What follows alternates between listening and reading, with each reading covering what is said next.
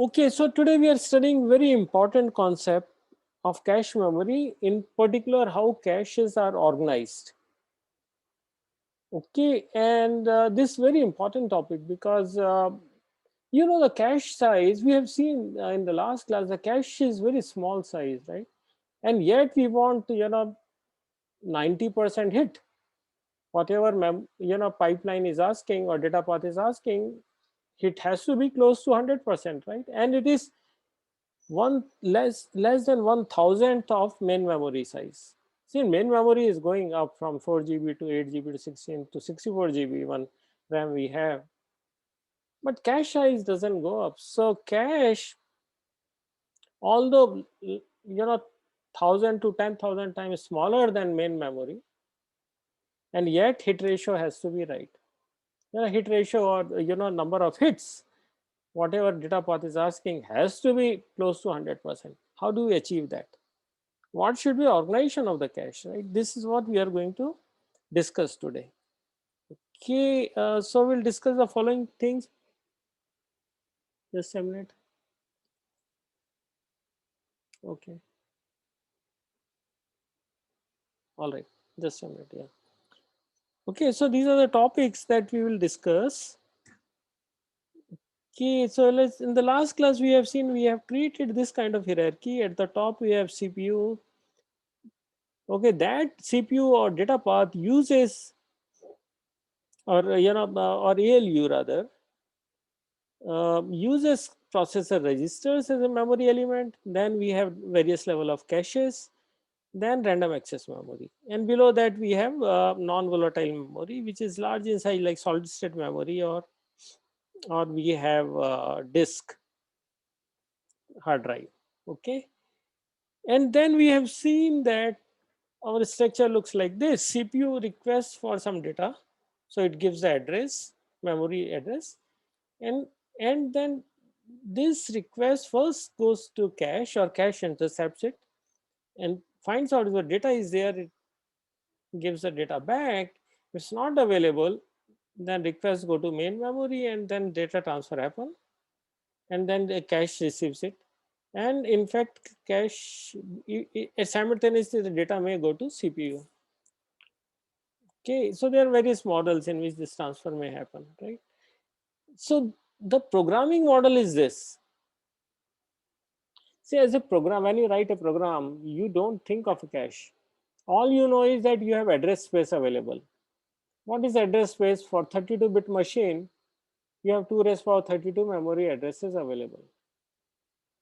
Okay, and most of the machines are byte oriented machines, or where each addressable unit is a byte. So basically 0 to 2 raised power 32 minus 1 is the address space available.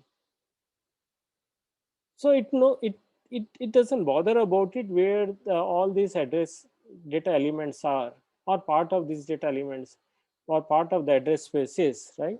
It doesn't bother. It has simple view of that somebody supplying is the main memory that's supplying. And in between, what we try to do is that we have this hierarchy. Okay.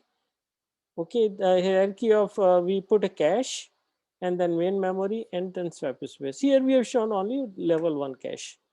Okay, but this is all invisible. So CPU has just this interface that whatever memory address or memory data I am asking for in the address space should be available to me. That's it. Okay, now with this we have created a hierarchy. Okay, we have created a cache. Okay, and we know the cache is small, fast, and it uses better technology like bigger transistor, etc. So it's more expensive than memory, memory, right? And this cache caches into itself subset of the blocks. So now we divide the memory, organize the memory rather, into the blocks, and block becomes unit of transfer, right? So we can see the cache here has 4 blocks, while the main memory has 16 blocks. This is just an example. Okay, so this here on top we have data path or CPU, Okay, it asks for a word. For example, we are using load word. Okay, it asks for a certain memory location, and that address is first check whether this particular location that's specified is available here or not, is looked into this first, right? And if it's not there, it has brought into uh, main memory. Okay, so let's assume that there's a right now it has following blocks 8, 9, 14, and 3, and CPU asks for block 4. Then block 4 is will be brought in into the cache, like block 4 comes here. Okay, all right. So what is the next step? Next step, now let's assume the CPU asks for block 10. It checks whether block 10 is there in cache or not. It finds that it's not there. Then block 10 is also brought in to the cache. So in order to bring these blocks in into the cache, it has to remove some blocks which are already existing. If nothing exists, it's a cold start, then fine, you can bring in you know uh, blocks from memory to cache without eviction. Otherwise, whatever was there, for example, in a previous instance, there was block 14. 14 is to be removed, right? It means that if there's some data value available, well, it has been modified, then it will return back to 14 here before 10 is brought in. So there is algorithm always for which block will be removed, and one of the algorithm you would have possibly read or you will read in OS codes is least recently used or first in first out, and there are many which will not discuss in this course, but these are the common algorithms that can be used to remove or evict one block from cache. All right. So now whatever we have seen was when cache was missing, there was all misses, right? Whatever it asked for 4 and 10, they were all misses, right? Now let's assume that it requires CPU requires a data from block 14, some load word, some address which is there in block, which is part of the block 14. Then it's there, then the block hit, right?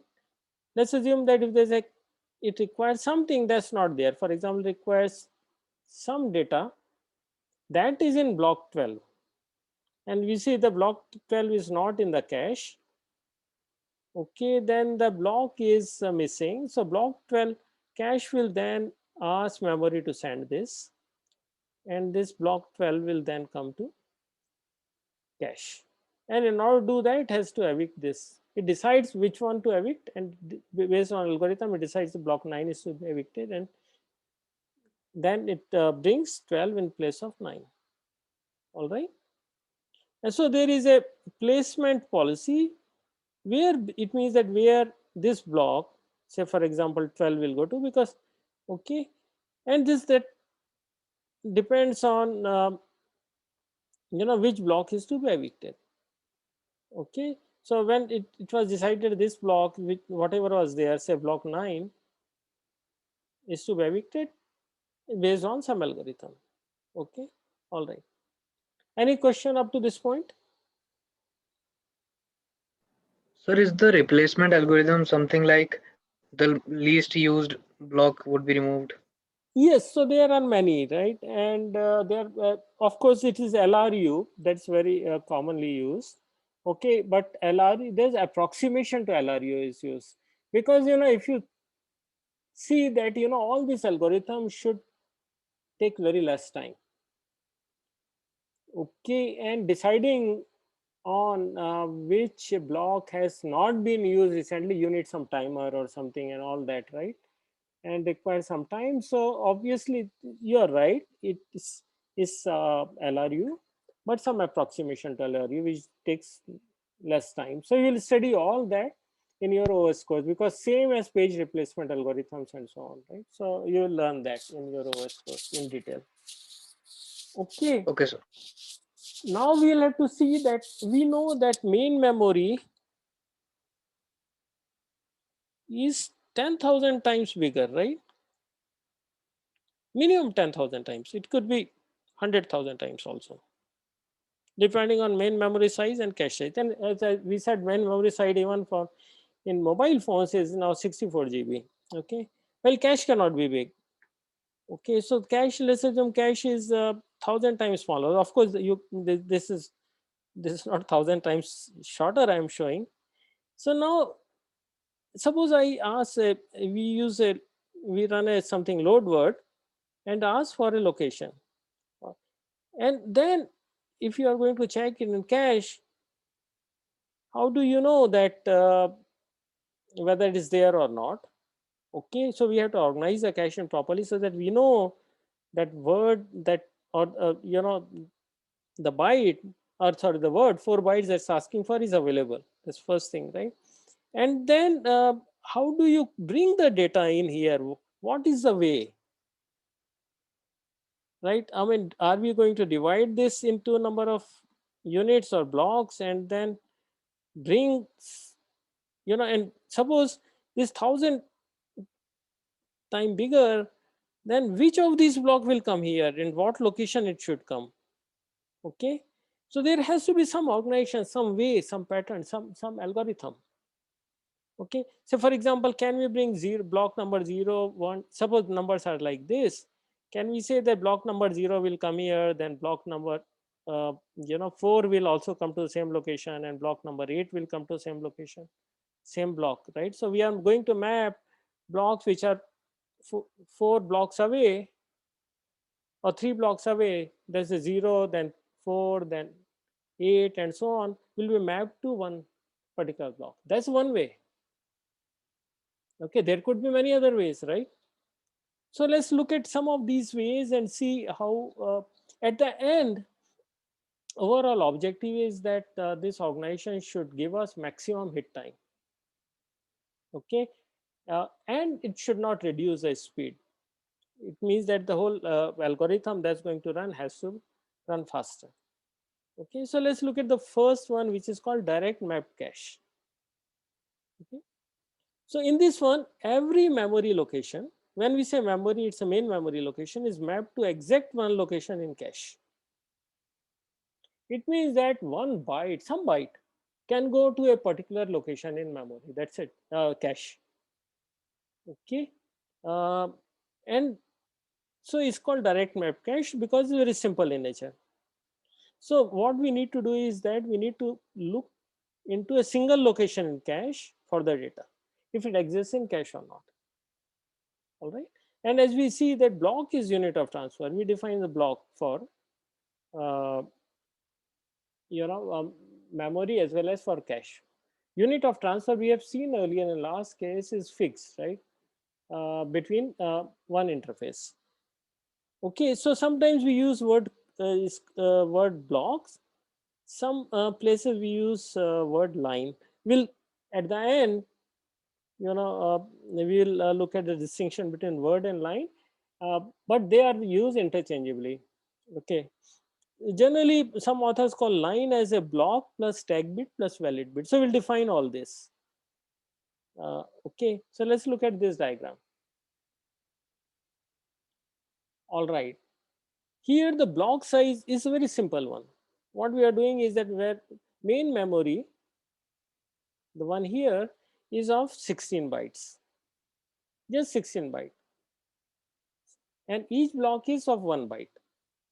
Okay, these 16 bytes are getting mapped into 4 bytes, 16 to 4. Okay, now these have been color coded. This is actually a location or 1 byte. This second byte, third byte, fourth byte, and the numbers are here up to F. Okay,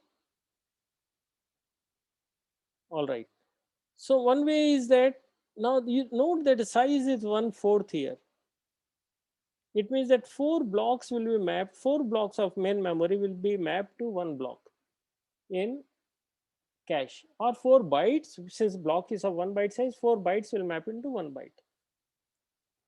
Okay, this ratio is just very, it's a main memory is only 4 times bigger, while in actual practice more than 1,000 to up to 10,000 times, or even more. I don't know. We have to see. cache sizes nowadays and main memory size, right?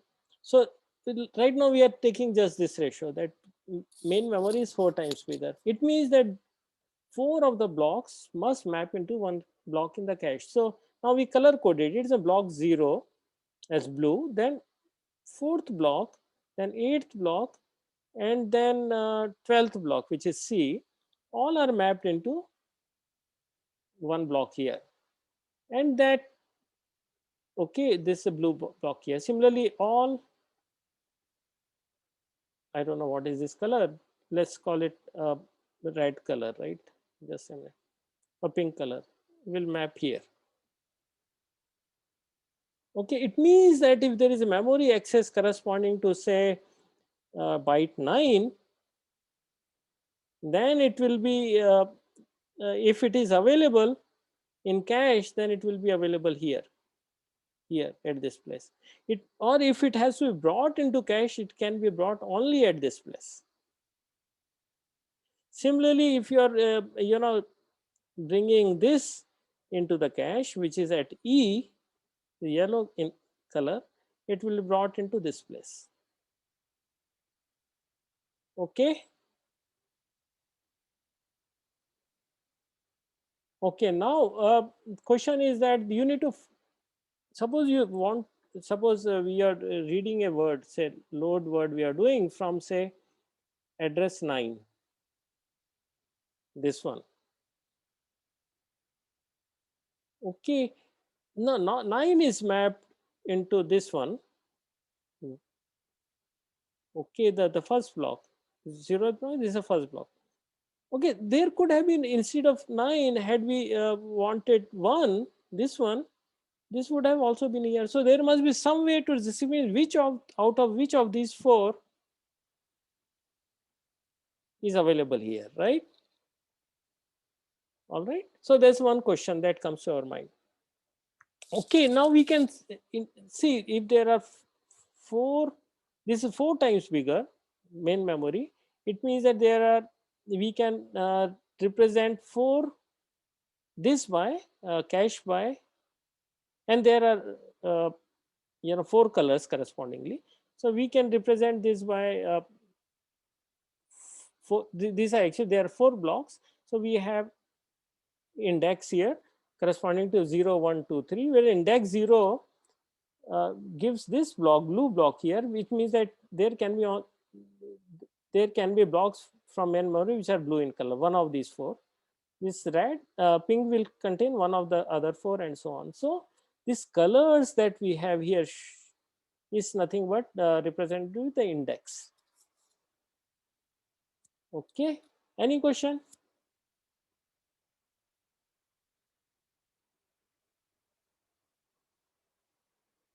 It will become clear, huh? It will, once we go ahead. It's little tricky, but there is a just, you just remember that memory is many times bigger than cache, then many blocks. If address come for corresponding a location, then the block, that particular block will be mapped into one block in cache. Okay, so if access request comes from number 9, then we'll look only at this block, which is an index 1. Any question that comes to your mind?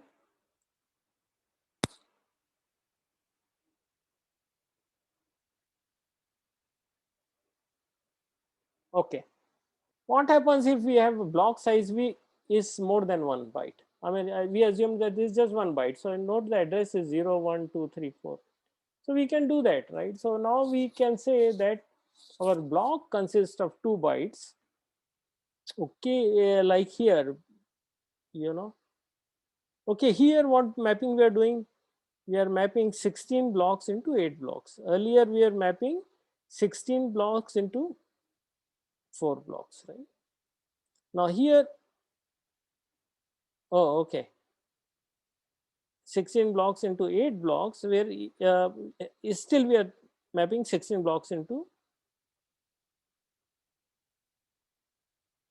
okay, I'm sorry, with 6, no, it's not really blocks, it's wrong, is this is, okay, Okay, all right. So this is one block of 2 bytes. Similarly, there is a one block here. Okay. So what we are doing is that what we are doing here is that this is okay.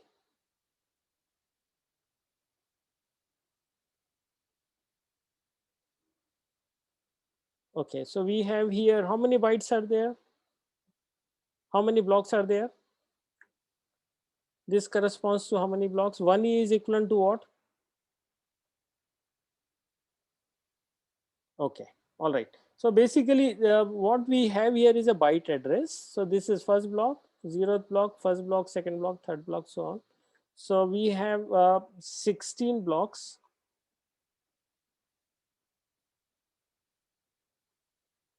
Okay, each of 2 bytes are mapped into 4 blocks, and same block size same, it's your 2 bytes. All right, so this is correct actually. So we are having 16 to 4, still the ratio is 4 is to 1, but now each block is corresponds to 2 bytes. Okay, so this block, suppose you make a request for an address and this address happens to be 8 byte 8. So load word, for example, you use load word byte 8, then you will look. So this block, if it's there in the cache, then it can be at this place, and then we need to find out whether this particular blue color block is there in cache or not. If that is there, then we'll take out the byte number 8 from here. Okay, how will you do this? We'll look at after some time. Is it becoming clear? Yes, sir. All right. Now, in order to do that, we are going to use tag. Okay. For example, suppose we are using tag bits here to distinguish between whether this blue block is there or this one or this one or this one. Okay. Now, how do we find out? One way is that we directly write that, for example, this block is there in the cache. Then in the tag, you write number 8. Okay. Similarly, the one here, just a minute. Yeah. The one here is this block. Then you directly write that block starting at address 2. Similarly, the yellow one here is the one which is starting at address 14. So this is the one, and so on. But you note that you don't need so many bits here to represent this, right? Because now how many different blocks are there? We are writing here exactly the byte address. Okay, we don't need to write the byte address. We just need to write the block, which of the 4 blocks are there, right? Okay, so instead of that, for now here we can write, okay, okay, 1. Oh, it should be just a minute. Okay, so okay, all right. So first thing is that we'll have to find out, okay, we are using blue color as index 0. Okay, and so blue color is index 0, then pink color is index 1, yellow is index 2, and then this one, black or gray, is index 3. Okay, now we have to find out which of these 4 is available here. So in order to do that, we can use a tag bit which represent which one of the 4 is available here, right? So in case here, so if 8 is available here, then it should be index will be 1. Okay, if this is available in this place, the index should be 0, and so on. Okay, and this we can easily find out from what? The byte address. Okay, so for example, again, let's take an example. We say load word, whatever, say 8. Okay, now looking at bits in this one, okay, the representation, we can find out what are the tag bits and what are the index bits, right? Okay, okay. So for example, how many are 32 are there? So we will have 5 bits here to represent 32 bytes, right? So say we'll have, say for example, for 8 we will have 0 0 1, just a minute, 0 1 0 0 0, right? This address. Okay, can we make out something from this?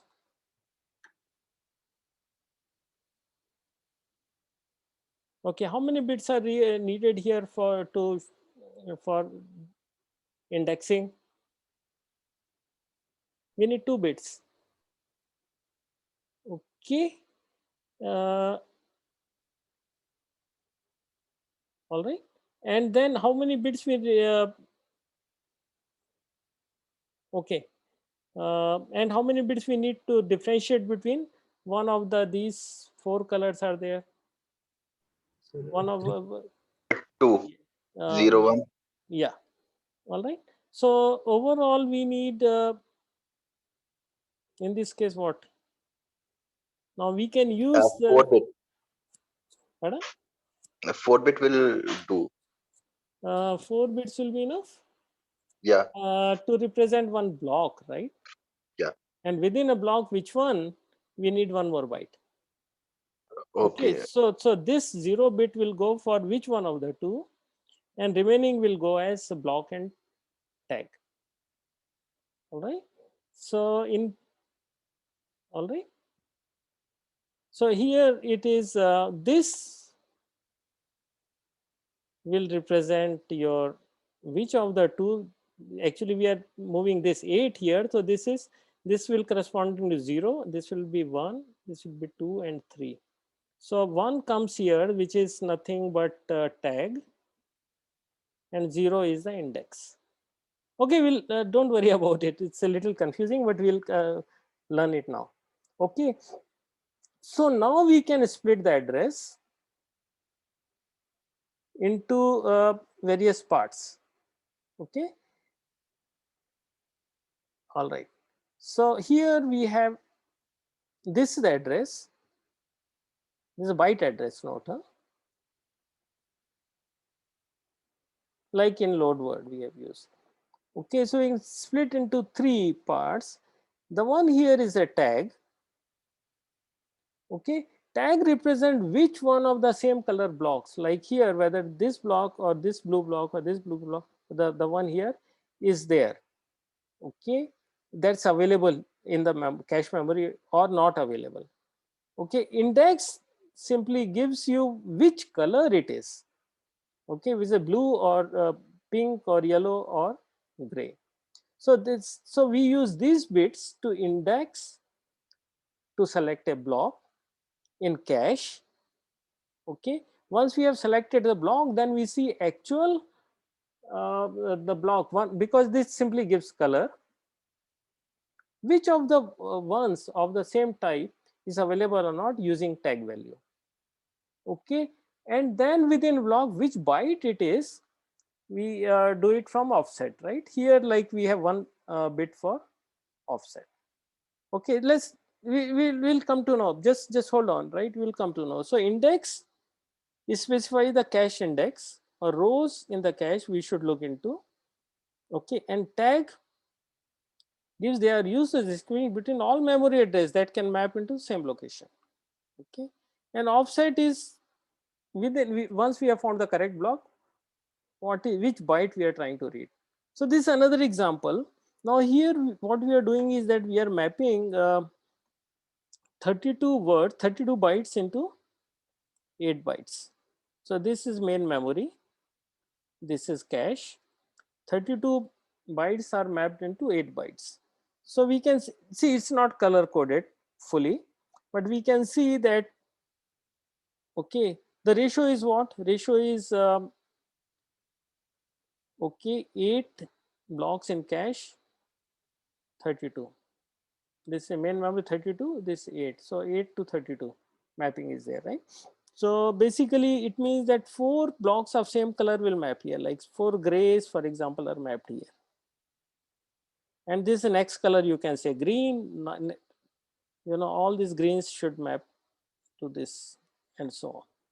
Okay, all right. Now let's, so it means now we need, there is a block offset is 0 because, you know, there is just 1 byte in the block.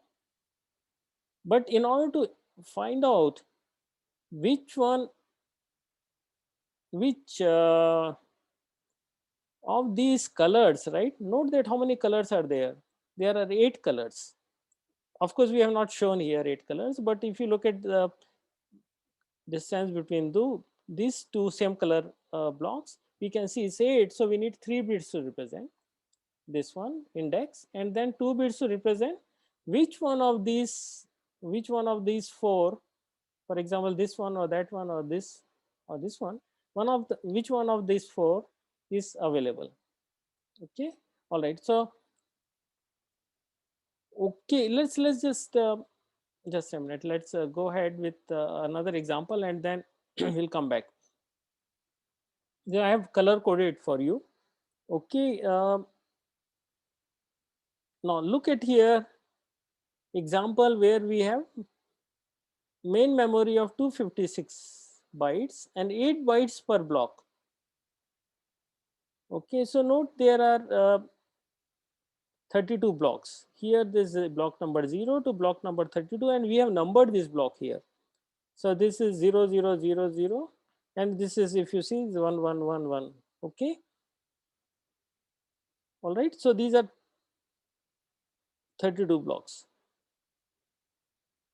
Okay, and then we are mapping that. All right.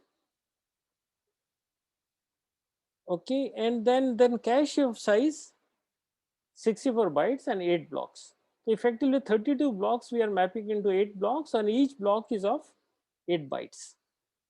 Okay, so now we create a cache which has following elements. We have data part, okay, and tag part and valid bit part, right? So valid bit part is valid bits represent whether that data, even if there's a tag matches, the data is valid or not. Okay, or correct data is there or not. Okay, all right. Now we can see there are 32 blocks. Okay, and each block has 8 bytes. So basically 32 blocks will represent 5 bits to represent, and then 8 bytes within block require 3 bits, right? So we have offset of 3, tag of 2 bits, and index of 32 bits. Okay, so now note that all of these blocks 1 2 3 4 will map to one location, say this one.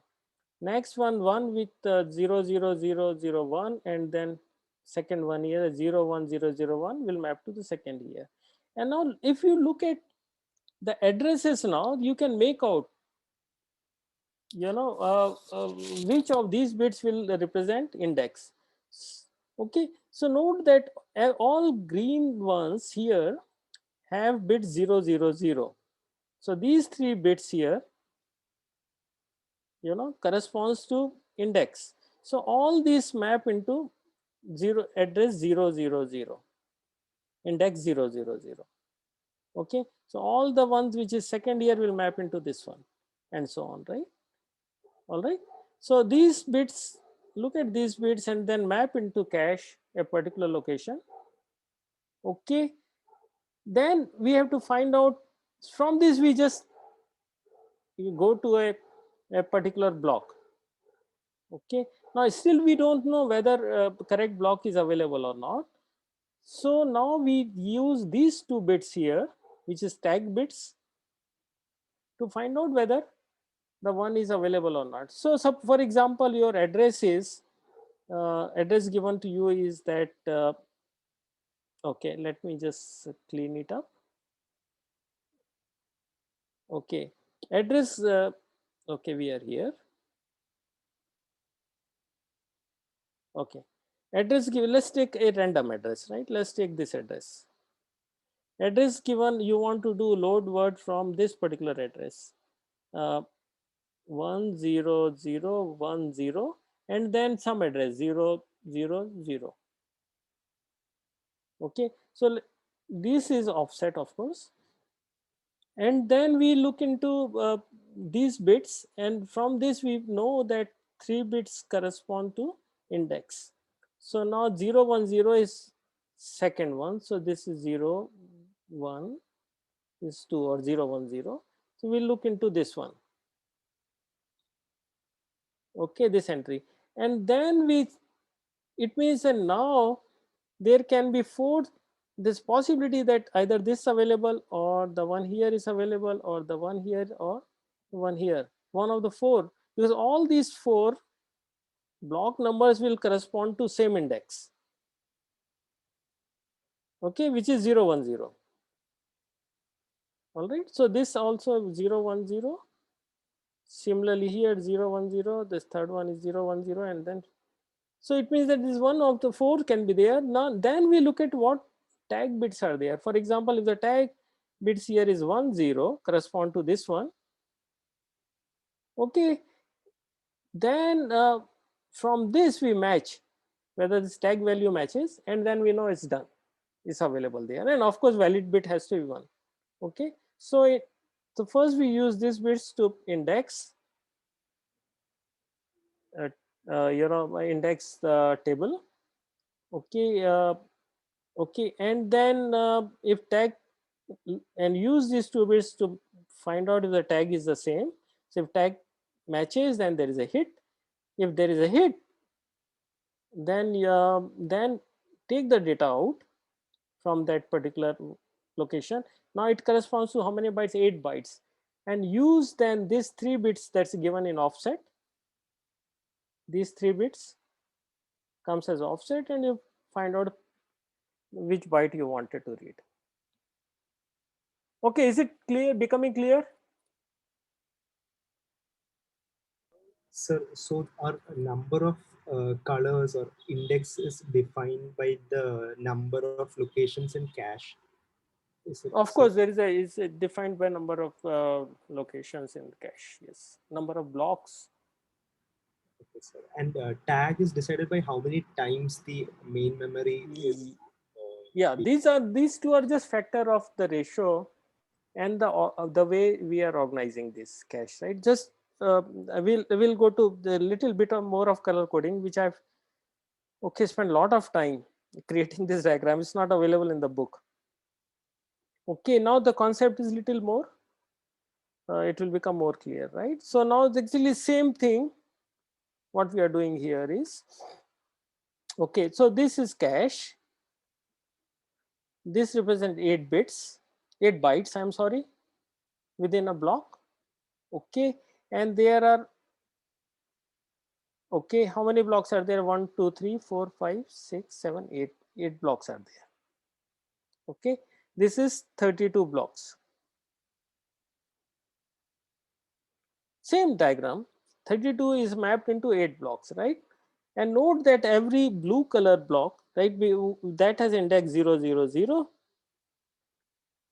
the one here or here or here or here is getting mapped into this one. Okay, and then the tag bit here, these 2 bits here are getting mapped into this one here. So because now suppose one of these 4 are available in the one here, to distinguish between which one is available, we use tag bits. Okay, is it clear now? What are we doing? Yes, sir. Okay, so here what we see is that we have index of 3 bits, Okay, so index gives number of colors, or okay, and tag is of 2 bits to distinguish between, because there can be 4 of same color. Now color coding I have used of my own, so you will not find in the book, so just be careful about it, what we represent as a color.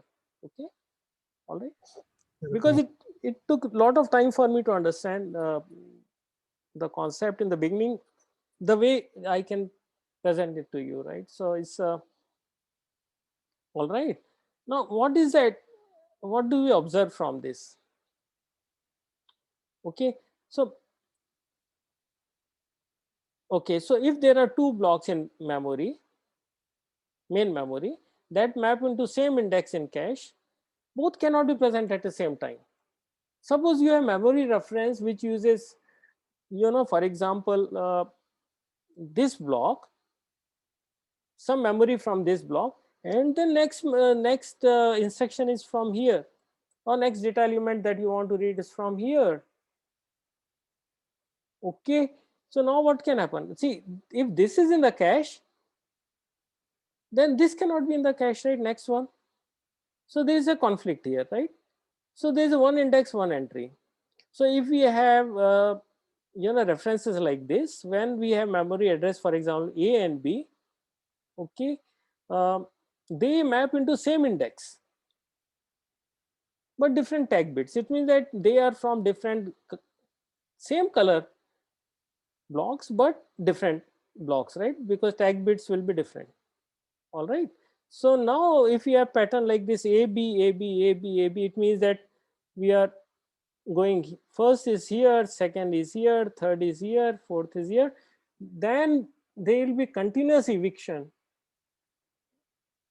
from cache, right? First this block will be brought in from main memory, and then there is a reference for this one, this will be thrown out, and this will be brought in, and so on. Okay, so this is not desirable thing. Okay, this is called conflict misses. So we'll study this later. Now how to avoid this? Suppose these, we want these two, we say that we create a system wherein at least 2 blocks of same color should be available, can be made available. Okay, so any 2 of these green color can be available here. It means that we can now create different structure, right? So that's what we are trying to do now. That's we will call set associative caches. Okay, all right. So instead of 1 column of 8, now we create 2 columns of 4, where 2 blocks represent 1 set. Okay, now here instead of a block being represented by index, 1 set will be indexed by index bits, right? Okay, all right. So now, so this has certain advantage, like we have seen conflict misses, where like AB kind, those can be taken care of. Okay, so now we do it in this way. So earlier we have seen, we have how many colors earlier we had? 8 colors, right? Now here we have just 4 colors. Now it means that these, okay, it means that now we represent these 2 bits as index bits. Okay, so note that now all these blocks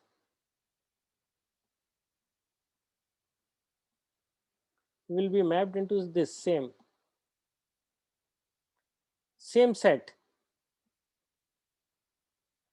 Now we need to find out, if there is a memory reference for a particular byte, which is for example in this, and the one maps here, then we have to find out whether this block is available or not. Okay, for that we can use tag bits. Now note that tag bits now are 3, because there can be one of these 8 blocks available in one of these 2 positions.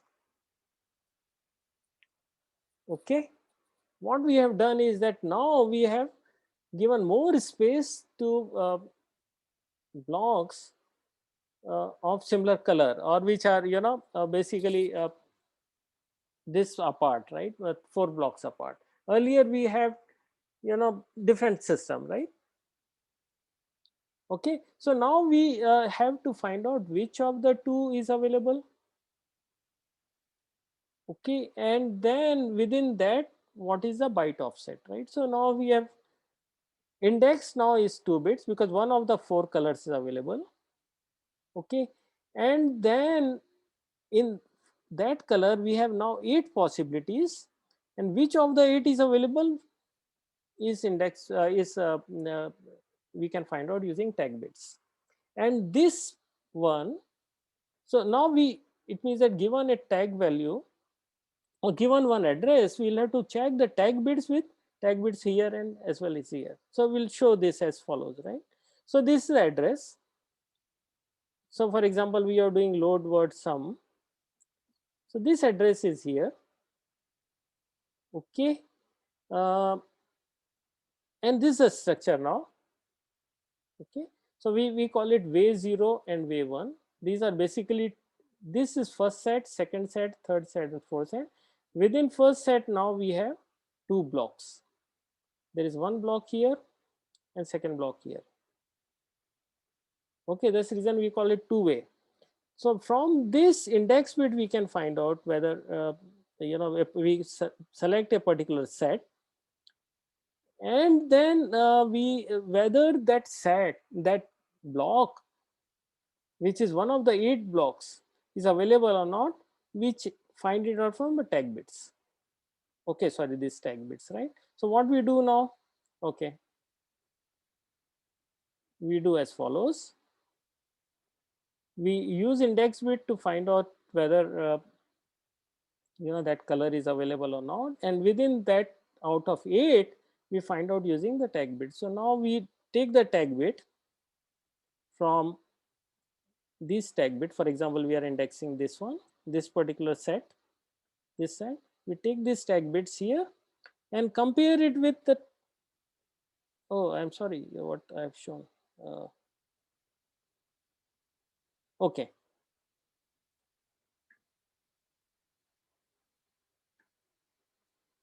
All right. Oh, okay. It's here. It's also here. Sorry.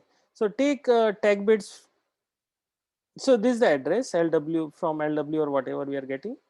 Look at the tag bits here, and then look, take the index bit and read the tag bits from there, and then match the two. Okay. It, and you do the same matching with the here as well, right? Take the same tag bits and take the tag bits from second set, second block, and compare. Okay, so this, if the data is here, okay, here, then there is a hit here. Okay, it means there is nothing but AND logic, and then it will be hit. Otherwise, if it's in this block, then the hit will be here. Okay, and overall we can find out there is a hit.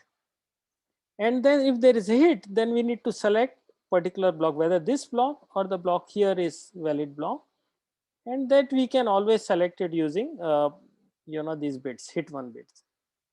Okay, it means that whether this has been hit or that one hit, we can find out whether this is 1 or is a 0. 0 means that it there is a hit 0.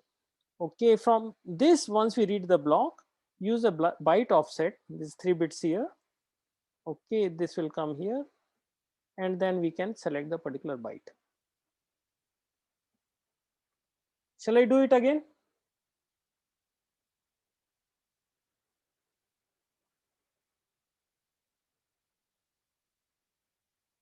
Okay, just look at this way. So first you find out from index that particular set is available or not. Okay, sorry, using the index, you go to select a particular set, and this set has 2 blocks. Okay, but we don't know whether you know, the particular location that we are reading corresponding to this available or not. Okay, from now this we can find out only using tag bits. So we look at the tag, compare the tags here and tag bits here.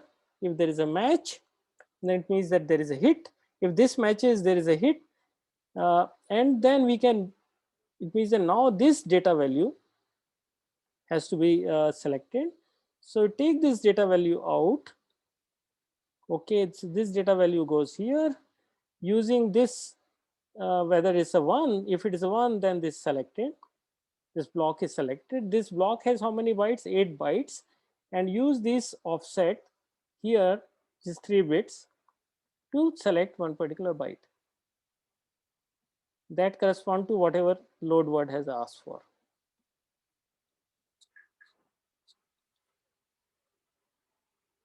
Okay. Question? Is it confusing?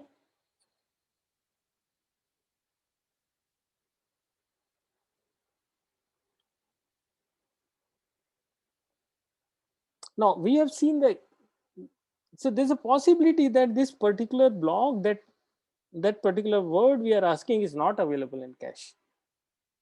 Okay, but still we go to this particular set using these 2 bits and then match the tag values. Now if they both are miss, if it's not, this match doesn't match, this also doesn't match, it means that it's not there, right? So this is 0, this also 0, overall is 0 means the miss. It means that it's not available. Then you bring it from main memory into a cache, that particular block.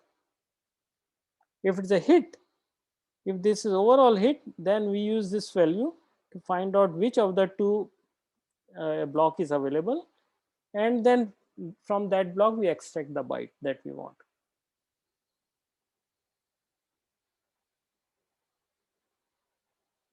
Okay, समझ में आया नहीं आया? Okay, now let's move it further ahead, right?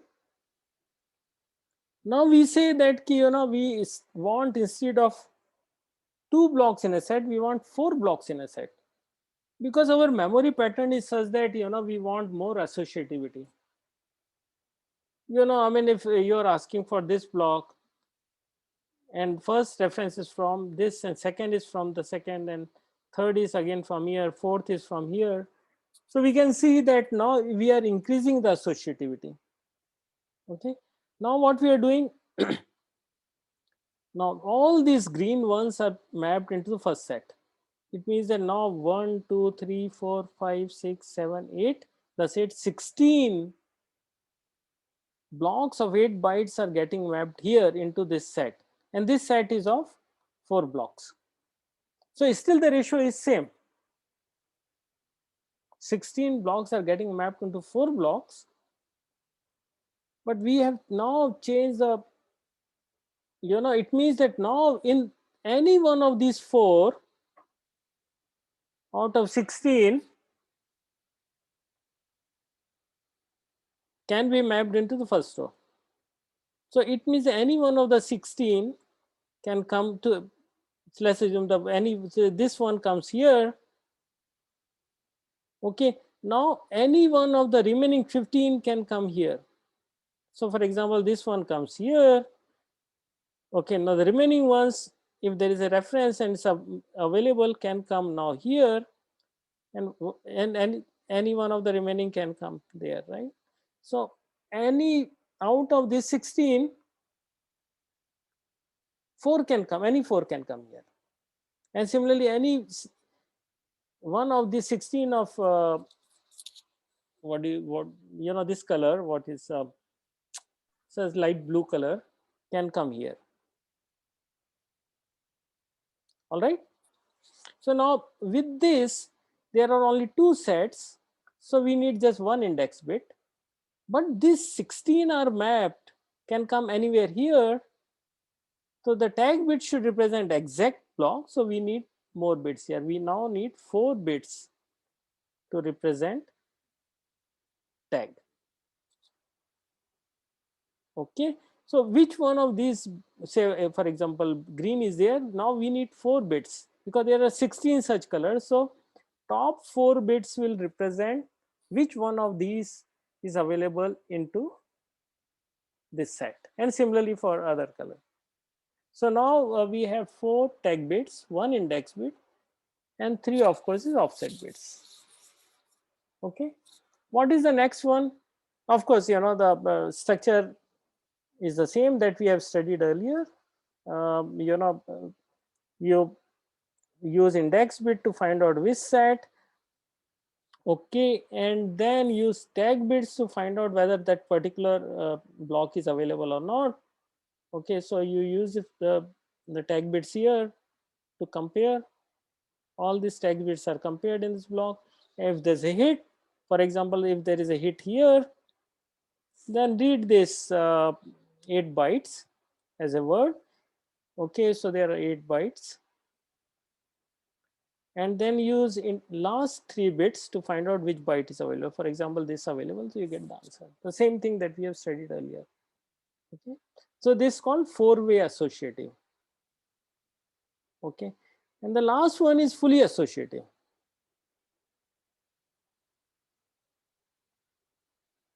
Okay, so what happens here? You say that any one of these 32 blocks can come into here.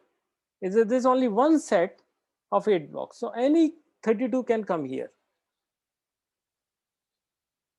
Okay, now it means that we need 0 index bits, and then all tag bits means that here in each tag bits will be corresponding 5 bits, because we need to find out, you know, any green color can be, see, any of these here can come into any location.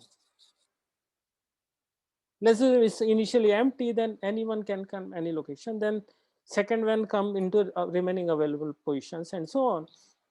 So now we need 5 bits to find out which of these you know, blocks are available. Okay, so it means that now we need to take out data tag bits from all these positions and do compare with the tag bits that are available from the address, right? So many comparators we need. How many comparators we need? 1, 2, 3, 4, 5, 6, 7, 8. 8 comparators are needed. Okay, so this is fully associative.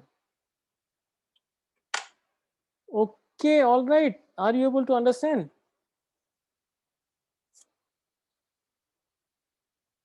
Yes, sir.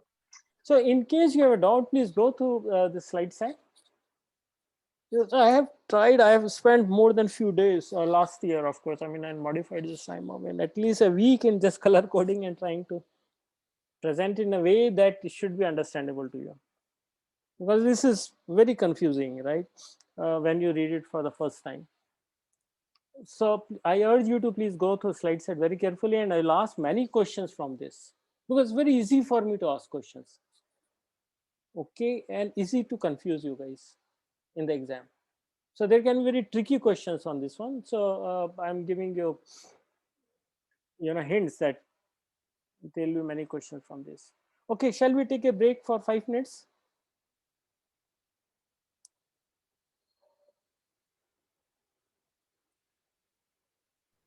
All right, folks. Yes. So we will be, we'll start exactly after 7 minutes, 5:10.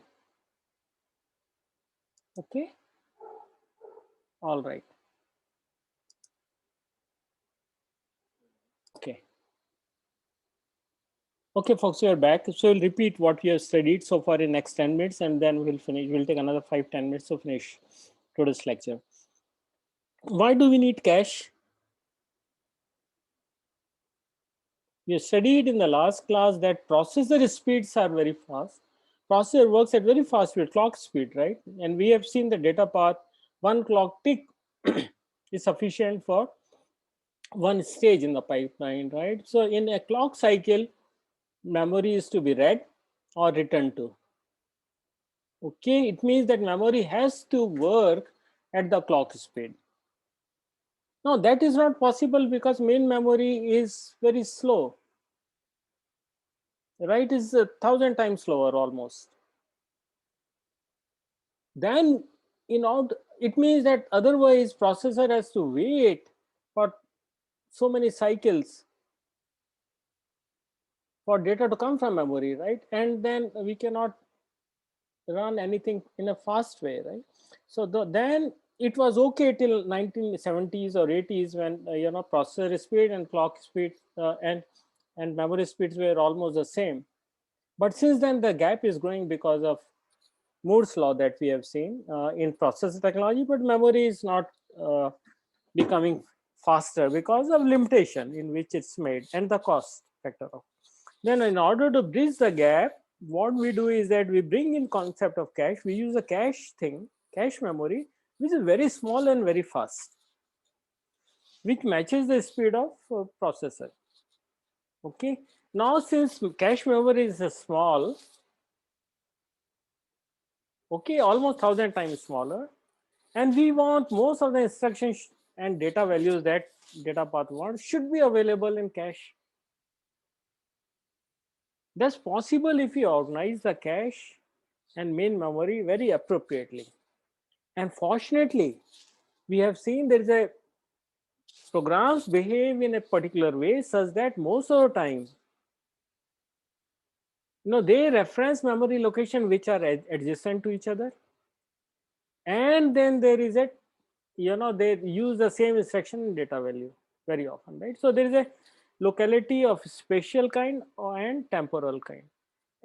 And there's a fortunate thing that most programs behave in this way, and that is exploited by concept of cache. So something that is going to be used repeatedly most of the time is brought into the cache. Okay. And then we have seen this kind of structure. All right. And then we have seen that cache memory works transparently. Okay, it means that programmer or CPU has visibility only of address space. It can use address space. It doesn't know the existence of cache, but in practice there is a hierarchy of this kind. There is a cache, there is main memory, and there is of course secondary memory, which we call as also swap space. Okay, and we have seen that in order to organize cache and main memory to work efficiently, we need the concept of a block transfer or unit of transfer, and this is we define as a block transfer, or it means that memory has to be logically partitioned into blocks, and same is true with cache. Okay, and then we transfer blocks between cache and main memory and cache, right? So if, we have seen this concept, right? If something is not there, that's brought from main memory, and if the request comes out something that's not available, that's brought from main memory. If it's there, it's good, otherwise it's brought from main memory, right? So this is what we have seen. Okay, and after that, now it means that cache, which is 1,000 times, almost 1,000 times smaller than main memory, there is a need to map all the address space or all the main memory into cache. Okay, such that whenever program say load word or some other store word or whatever wants to reference a location, right? It should be it should be quickly known whether it's available in the cache or not, and then mapping has to be very simple. Just a minute. I don't know. Hello. Hello. Good evening. Oh, good.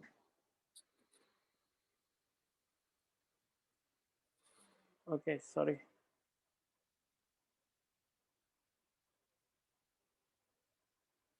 Okay, I thought one of you called, so sorry. All right. So simplest way is a direct map cache that we have seen here. Okay, it means that looking at the address that CPU wants, okay, we should know where to look into cache. Okay, so we partition the memory and cache into blocks, and we say the blocks after certain locations or after certain blocks, so will be mapped into one location into the cache. So for example, all blue are mapped here. So it means that if there is a memory reference for this blue color block, we'll have to simply, this is part of the address space. If LW wants this particular address, which is in this one, we just need to look at here. Then we need to find out whether actually one of these blue color blocks are available. For that, we use something called tag bits, right? And then we have seen the concept of tag bits here. So these are tags which can tell you whether, this one, for example, is a 1 here. It means that this particular block is available. Okay. And then we use index bits. Once we find out that it's available here, because tag matches, tag of that's given here matches with the tag from address bits, then we can find out which of the 2 bytes are available, which one of the 2 bytes is there using offset bit. This concept we have seen. All right. Okay, so our address we partition into tag bits, index bits, and offset within a block. Index bits we use to find out which particular color blocks are available. So it's a blue color, or or blocks which repeats after certain locations. Okay, we find out through this one, and which one of the blocks, because the blue can be 4 for in the previous example. So which one of those blocks is there, we find out using tag bits. And if the block tag bits and index tag bits match, it means that block is available, that corresponding to location we want to read, and that location we can find out using offset bit. All right, so we have seen the example here. Now coming back here, okay, because we skipped this part. Okay, so now we have this memory which is basically 32 words are mapping into 8 words. Okay, so here we have 8 blocks, each of 1 word, or there is 1 word per block as a direct mapped, and 32 blocks are mapped into 8 blocks. Okay, so this is the example that we are taking. Initially the cache is all empty. Okay, now there is a request for this address. So for example, you have a load word from this 10110. Okay, it means now we have to look into the cache whether this is available or not. Right, from this, okay, and how many now index we will have? Okay, so we have 8 blocks in cache. It means that now we have 3 bits required for indexing. So we use the lower 3 bits, that's these 3 bits for indexing. Note that each block is of 1 byte, so there is no offset here. Okay, offset bit is 0. Okay, so now 110, now we look at into 110, which is index. This is 110, and then okay, now we put the value. Okay, so what are we doing? Okay, now since it's empty, there is a miss. Okay, and we bring the value from in memory and put it here. Okay, and now we have from this one tag these 2 bits as tag bits and bring it here. Okay, so in this cache we enter this entry tag, the value data value that we read from main memory, and bring it here. Okay, and make valid bit as 1 or y. Okay, is it okay? All right, so now let's move into the next one. Next one is we have reference for this one. We look into this address, these 3 bits, which is gives index. Okay, and then we look at tag bits, and initially there's nothing. Okay, it means that there is a miss. Okay, you bring the data from memory to this place, put the tag bits here in the cache, and then make valid bit as 1, y, 1. Okay, all right. Now we have index requests for 22 and 26, which is nothing but these two addresses. So now what we do is that we look into 110. This 110 gives index here, and then look into tag bits and compare it with something here. It matches. It means that there is a hit, and then we read this data to, this is 1 byte, into give it to ALU or data path or CPU, whatever you want to call it. Similarly, for the second one. Okay, so we have done it for second, and similarly for the first one also, right? So, okay, let me repeat. So there is a hit here. Okay, so first from this one we go to index 110. Then look at the tag bits. Compared to the tag bits that are here, both match. Then this value, it means there's a valid one. This byte you send it to CPU. In the second case, index is 010. We come here, look at the tag bits. Tag bits is 11, and it matches with 2 bits here. And then now this is valid, send it to ALU. That's simple, right? Okay. Okay. Now you reference this. There's reference, memory reference come for this one. 0101010. Look at this index. Now we know that's a miss. Go to the main memory, bring the data value, put the data value here, put the tag bits into the tag bit position here, and make it valid. Why? Okay. Similarly for others, right? Simple. All right. This is very simple example, right? Okay. All right. So now we have looked at these examples. This very example wherein you have 32 blocks are mapped into 8 blocks. Okay, and we use tag bits to distinguish between same color blocks, or the blocks with similar tag values, right? Oh, sorry, the all right. So the index. So basically, we to distinguish between blocks that can map to same position using tag bits. So tag bits are top 2 bits here, and using that we can distinguish which if particular block is, we can find out particular block is available or not. So we have just done the same thing with color coding, and we can see all green one map here, and then all blue one map here, and so on. Now we use index bits, which is basically there are 8 different colors here, so we need 3 bits.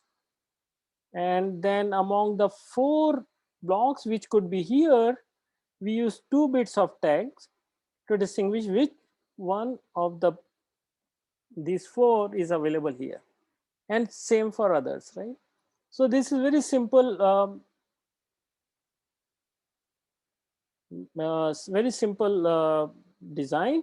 However, there is a problem, right? If there is a memory pattern of this kind, where is first A is here and B is here, then so we read in this way A, it means that this block has to be brought into cache. Then we read B, then it means that this has to be removed and this has to be brought in, and so on. If you repeatedly do this, then there is a problem. So we now want to increase the associativity. It means that if if there is a AB kind of pattern, then why not keep these 2 blocks in the memory? So we create 2 then columns of 4. Okay, and then we call this memory is two-way memory. Okay, so we have created in this way. All right, so now we have index bit as 2 bits and tag bits as 3 bits. All right, so this we have seen. Then we have increased the associativity to 4-way. It means that now any one of these 16, any one of these 16 blocks can be in any one of these 4 positions, right? So it means that out of these 16 green colors blocks, we can take any 4, depending on the pattern, only any 4 can come here at any location, any position, right? It doesn't mean that this particular one will be mapped here and the second this can be mapped here and so on. That's not depending on in what order these X's are made. Blocks can go to any one of the 4 positions. Hence, we need comparator. Because we need to compare whether which particular block is available, and we compare tag bits. Then we need a comparator in the design. Okay, all right. So, and then we come to other end of associativity, which we say that any one of these 32 blocks can be in any one of these 8 blocks in the cache at any position. Okay, so now we need to compare tag bits of all these with the tag bits that comes from address. It means that we need 8 comparators. All right, so now we are here. So now we can play between tags and index bits, right? So as we increase the index bits, associativity goes up. Okay, but question is that how much of associativity is good? It also depends on the program behavior, right? Some programs have different kind of what do you call that, memory access patterns. Okay, now you cannot change the design of your memory structure, main memory, cache memory, depending on the program you are executing. Now, of course, you can design very special kind of computer for one type of application only. But for general purpose computers, say laptop, desktop, or even mobile, you cannot. You have to design memory structure, cache, and main memory, etc., in such a way that it works out for large number of patterns. Okay, so associativity, how much associativity, what should be block size, etc., are all design parameters, and a lot of research happens onto that. Okay, all right, so we can increase the associativity. It means the number of tags bits will go up, and number of index bit will reduce. All right, all right. So it means that as we increase the associativity, number of blocks in a set will go up, and number of sets will reduce by half, right? All right, okay. So we have seen, now this is another view. Okay, when we have one way or direct mapped, okay, then we have, this is a cache. Okay, only one place out of say 8 the block can go to. Block from main memory can come to only 1. Okay, because it's a one-way associative. All right. Okay, and if it is two-way associative, then the block from main memory can go to any of these 2 places. And there are 4 sets. Earlier there were 8 sets. Okay, and if it is 4-way associative, it means the block from one block from main memory corresponding to address, some address, can go to any one of these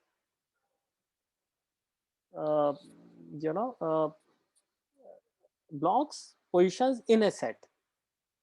And if it is fully associative or 8-way, then the one block in the main memory corresponding to location can go to any one of these 8 when this is empty, right? So this diagram gives you that what happens if you increase associativity. All right, please go through these details, because as we go more towards associativity, the cost also goes up. For example, for 8-way associative, we need 8 comparators, stack comparators, right? Which is a cost, and also it slows down. Okay, Unlike this, another view, right? Same thing that we have shown here, that this block can go to its direct map. This is two-way associative. This is fully associative. The same thing I've shown here with different. So that's all for today. Okay, let me just summarize. Okay, we know that processor speeds are going up. Okay, and main memory speed is not going up, and we, okay, so significantly the gap is huge. In order to bridge the gap, we use very small size cache memories which are very fast and they are very close to data path. Okay, essentially it's just attached, it's part of the processor chip. Okay, so now because of the technology and the size, uh, it operates at the clock speed. All right, but since it's small in size and also integrated in the processor, it cannot be very large, because as you make this main cache memory large, then it slows down. Now there is a huge difference in the size between cache and main memory. It's almost 1,000 times or more. Then we need a smart way such that data can move from main memory to cache, and from cache whatever is written back to main memory, and it has to be done in a very fast way. And obviously then we have to define a unit of transfer between main memory and cache that we call as a block. Okay, right now we have studied only a single level of cache. We have not looked at multiple levels of cache. Okay, and then we have seen that there are a number of ways to organize cache, starting from direct map. But direct map, if the memory pattern, reference pattern is in a particular way, say AB kind that we have seen earlier, then there's a lot of cache misses. And if there's a cache miss, there's a huge penalty. Almost like 1,000 times more, 1,000 cycles or even more will be required to bring the data to the cache. So in order to avoid that, we want cache to be very efficient, and most of the memory references from data path must be met.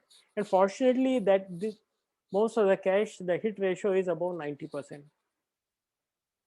Okay, cache can be organized, has to be organized efficiently, hence there are a number of ways to organize it. It starts from direct map to fully associative. Now fully associative of course is expensive and also slows down because the comparators are there, and comparator costs money as well as takes time. Okay, so in the next class we'll see next class, not next class, how to optimize the performance of the cache.